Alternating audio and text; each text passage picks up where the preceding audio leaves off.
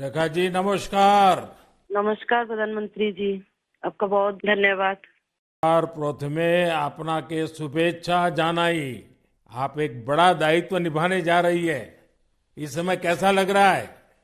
রেখা পাত্র, যাকে 2024-এর লোকসভা ভোটে বসিরহাট আসন থেকে তৃণমূলের প্রার্থী নুরুল হাসানের বিরুদ্ধে বিজেপির তরফ থেকে প্রার্থী করা হয়েছে। কিন্তু কে এই নতুন মুখ রেখা পাত্র? এর বাড়ি কোথায়? রেখা পাত্রের বাড়ি সন্দেশখালীর পাত্রপাড়ায়। যখন সন্দেশখালী মহিলারা শেখ শাহজাহানের অত্যাচারের বিরুদ্ধে রাগে ফুঁসে উঠেছিল, তখন একমাত্র মহিলা নেত্রী প্রতিবাদী হিসাবে শাহজাহান ও তার পার্টির অত্যাচারের ভয়াবহ নমুনাকে গোটা দেশের সামনে হাজির করেছেন। রেখা পাত্র বলেছেন, মোদিজিকে অনেক ধন্যবাদ, উনি আমার মতো একজন গ্রামের মহিলাকে প্রার্থী করেছেন।